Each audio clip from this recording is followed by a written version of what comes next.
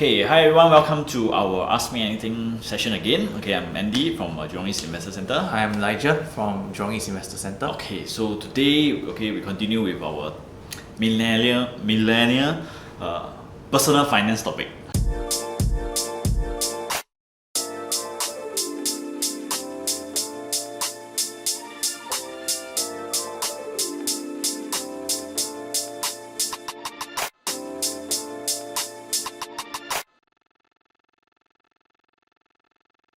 So previously we talked about the pay yourself first, okay, which means we set a sum to save or to invest first before we spend.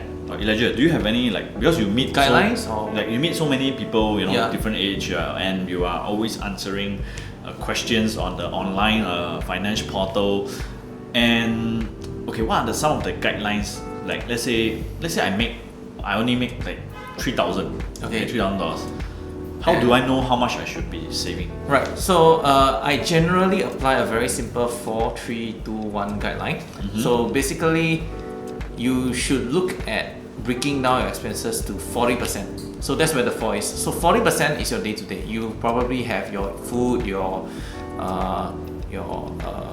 transportation, all that. So 40% of 3,000 would somewhere be like 1,200, which actually is, if you don't drink Starbucks every day, it should actually be a relatively comfortable number. 1,200, that's like 40 a day. Meals shouldn't cost that much. Okay, so yeah, 40%. That's where the 40% is. So that's your expenses. 30%, okay, I generally classify this to repay loans. So now this can also include things like, for some of our viewers out there who are maybe renting a place, this will include your rent. So this is a good guideline to see whether you're actually overpaying for rent. I've seen some people spend a lot on rent in Singapore because they are like from Malaysia and they are renting in Singapore and they're spending 1,500 on rent. Now, 1,500? Yeah, correct. So I don't get it, but where do they stay? I don't know. They say 1,500. Maybe they're renting the master bedroom or something.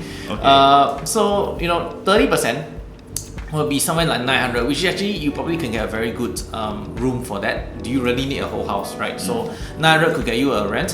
For Singaporeans, so 900 will probably be a good guesstimate on how much you want to spend on repaying your housing loan, and that's if you have a house. So if you earn 3,000, you should spend no more than 900 a month repaying your housing loan. Okay. 2, that's 20%, 20%. and 20% is actually where you actually start to save or invest. Now, if you've saved enough, okay, you don't really need any more savings beyond an emergency fund, then you can actually start to take that 20% and just go in. Okay, it can be anything. It can be unit trust, stock, annuity, whatever it may be. Just go in. Okay, and that's 20%. And now, so I noticed you said 4-3-2-1, right? 4-3-2-1. Okay, what's the last one? That's Yes. 10%. That is actually to insure yourself. Now you need to make sure that if anything happens, you don't want to be liquidating your investments just to pay for hospital bills, pay for loss of expenses, so on and so forth. Yep. So that 10% is usually enough to insure yourself. But most of the millennials say, I'm still young, I'm still healthy. Why would I want to, this 10%, maybe I just used to for other things. So you can also remove the airbag from your car then, if that's the case. So you see, you never want to use the airbag, but you have it in your car. Millennials, I know you like to go on short trips and all that. Try removing the life jacket from under your seat before the plane takes off. They will never allow you to do that. That is the plan B. One of the thing is like especially I learned from some of my clients. They say, when you are younger, right? Okay, when you're younger, actually that's when you actually need the insurance most. Yes, that's right. Okay, because your capital is limited. So any mistake or any disaster, you have a long time to pay it. I'd like to actually relate a story. Earlier this year, I had a client. I met her in 2017, so now it's 2019. It's been 2 years. So 2017, at the end of 2017, when I met her, I helped her sort stuff out. She just started working, so I got her critical illness. I got her help her to get a hospitalization plan. Guess what? At the start of this year, she was admitted to hospital, and her claims, that's for that 1 day surgery in a government hospital, was approximately 2,000, I think, around that region. And that's not to mention all the follow-up claims, which have amounted to another 3,000-4,000. And this is only a small case. Now it was bigger, and I like 10,000, and follow-ups were like 15,000. Can you imagine what kind of hit your bank account would take? if you didn't have that. And she's actually very young. Very young. She's not even 30 yet. Not even I think 30. she's like 27 now. Okay. So yeah, things like that happen. Now we would say that in amongst a group of 27-year-old people, the chance is low. It's actually low. Yeah. It's very low. But you don't know if it's you or not. Yes, that's and if it's you, then I hope you have the right things in place lah. Yes. Yeah. Okay. Anyway, But yeah, 10%. 4, 3, 2, 1. Yeah, the 10%. 10% is actually not a lot. Okay? It's not a lot. Even if you want, even if let's say you really hate to talk to any insurance agent, at least 5%. Okay, 5%. Okay, generally I would say that millennials should be able to achieve a comfortable coverage within 7 to 8%. It all 7 to 8. depends. But 7 to 8% is a good Yeah. benchmark. But 10 is really where it's about there. So that's when you just started working. So as your life stage changes, you probably want to add on more. But that's a topic for another time. That's good. So 4, 3, 2, 1. Notice that 4 and 3. Now in certain circumstances, you may not actually be having the 3 portion. Maybe you stay with your parents. So what's that extra 3 gonna do? Yes. You just move it to the 2. It becomes 5.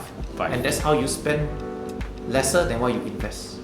Okay, so the thing I think the viewers have to really take note in this video. Okay, we're not telling you whether you must like do this or do that. There's no right or wrong. Yeah, there's no right Yeah. or wrong. You can don't do as at all. Okay, you can spend all the money. It's up also to you. fine.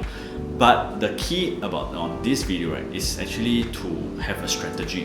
Okay, to actually like use a percentage, use a strategy to like design how your personal finance is gonna be. Yeah.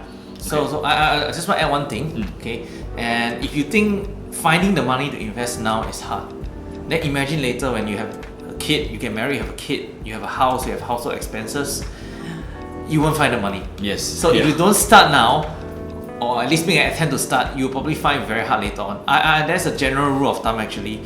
So if you are single, okay, you should in theory be able to invest 60% of what you take home.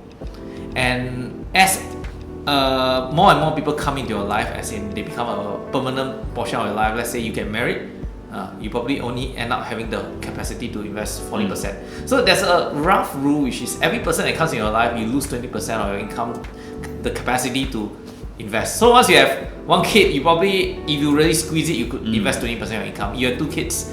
Generally, what I see is there goes your budget. Yes. So you don't find the budget now, or at least start something. When you have all those commitments later in life, it's going to be a lot harder. Yep. Okay, so we try to keep this short and sweet. I hope you learned something in this video. Yeah. Okay, so whether it's 4, 3, 2, 1, or what's the proportion you want to have it for yourself. Okay, I hope you learned something for this, and we hope to see you in our next video. See you.